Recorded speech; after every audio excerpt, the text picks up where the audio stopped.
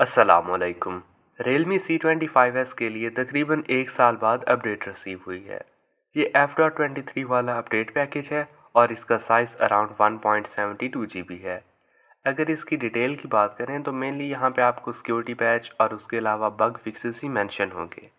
लेकिन update install करने के बाद सबसे पहले आपको होम स्क्रीन पे दो न्यू आइकन शो होंगे। तो एक आपके पास न्यूज़ प्लस के नाम से ऐप है और एक ऐप पिक्स के नाम से। तो दरअसल जो न्यूज़ प्लस है ये कलर ओएस का इंटरनेट वेब ब्राउज़र है और इसको अब आप अनइंस्टॉल तो नहीं कर सकते, अलबत्ता डिसेबल करने का ऑप्शन मौजूद है।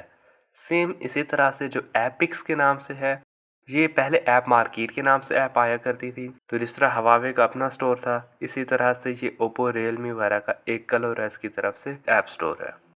मज़ीद आपको ऐप ड्रॉअर के अंदर एक रियलमी कम्युनिटी का ऑप्शन भी शो होगा, तो इस ऐप को आप अनइंस्टॉल कर सकते हैं, जबकि न्यूज़ प्लस और ऐप पिक्स को सिर्फ आप डिसेबल कर सकते हैं।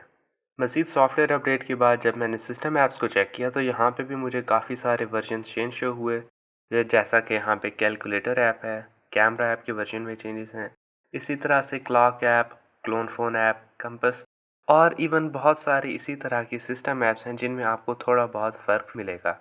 कुछ का सिर्फ वर्जन चेंज हुआ है, उनमें विजुअली इतना कुछ चेंज नहीं हुआ, जबकि कुछ ऐप्स के अंदर विजुअली आपको यूज़र इंटरफेस के अंदर चेंजेस शो होंगी और अलबत्ता थोड़ी बहुत सेटिंग्स में भी आपको चेंजेस शो हो सकती हैं।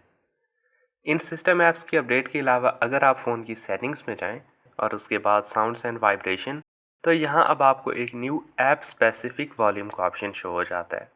तो अगर आप इस ऑप्शन को ऑन करें तो अब आप इंडिविजुअली मीडिया वॉल्यूम और अलग से किसी भी ऐप का स्पेसिफिक वॉल्यूम कंट्रोल कर सकते हैं। तो इसका फ़ायदा ये है कि अगर आप रैंडमली डिफरेंट ऐप स्विच करते हैं और एक ऐप का वॉल्यूम आपने ज़्यादा किया हुआ था मीडिया की वजह से, तो नेक्स्ट टाइम दूसरी ऐप में हो सकता है वो वॉल्यूम कुछ ज़्यादा ही लाउड हो, तो आप उस ऐप का वॉल्यूम कम कर दें। अब मीडिया वॉल्यूम बेशक ज़्यादा होगा, लेकिन स्पेसिफिकली उस ऐप का वॉल्यूम कम रहेगा।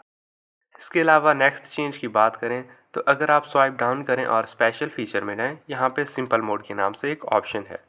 तो अभी मैंने इसे अनेबल तो नहीं किया, लेकिन यहाँ पे अब आप इसका ये देख सकते हैं जो स्क्रीनशॉट शो हो रहा है, इसके अंदर अब विजुअली काफ़ी चेंजेस हैं। तो आई होप सिंपल मोड के अंदर भी थोड़ी बहुत चेंजेस आपको ज़रूर देखने को मिलेंगी। इसके अलावा अगर आप एडिशनल सेटिंग्स में जाएँ और उसके बाद एक्सेसिबिलिटी में, तो यहाँ पे एक न्यू स्विच एक्सेस का ऑप्शन शो हो रहा है। अगर आप इसमें जाएं और यहाँ पे आप इसे ऑन भी कर सकते हैं या सेटिंग्स में जाएं, तो अब आप अपने फ़ोन को अपनी आइज़ के थ्रू कंट्रोल कर सकते हैं। रिसेंटली इसी तरह का ऑप्शन आईफोन में भी देखने को मिला है और यहाँ पे असिस्ट टॉगल्स के अंदर आपके पास आई कंट्रोल फीचर है। आप यूएसबी डिवाइस के थ्रू या इवन ब्लूटूथ डिवाइस के थ्रू भी अपने फ़ोन को यूज़ कर सकते हैं।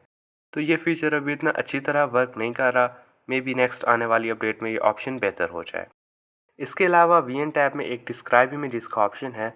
अगर आप इसे ऑन करें और आपको कोई इमेज क्लियर नज़र नहीं आ रही या आपकी आईसाइट का कोई इशू है, तो इसे ऑन करने के बाद अगर आप किसी भी पिक्चर पे अपने फिंगर ड्रैग करेंगे तो फ़ोन आपको वॉइस फॉर्म में उस इमेज को डिस्क्राइब करके बताएगा कि उस पिक्चर में क्या चीज़ मौजूद है। तो ओवरऑल ये एक्सेसिबिलिटी के लिहाज से ऑप्शन है। इसके अलावा मुझे फ़ोन में मज़ीद तो कोई न्यू ऑप्शन नहीं शो हुआ, अलबत्ता जहाँ तक मैंने फ़ोन यूज़ किया तो इसकी बैटरी टाइमिंग मुझे पहले से बहुत बेहतर लगी है। अगर इस अपडेट से रिलेटेड आपका कोई क्वेश्चन है तो आप नीचे कमेंट सेक्शन में पूछ सकते हैं। Thank you.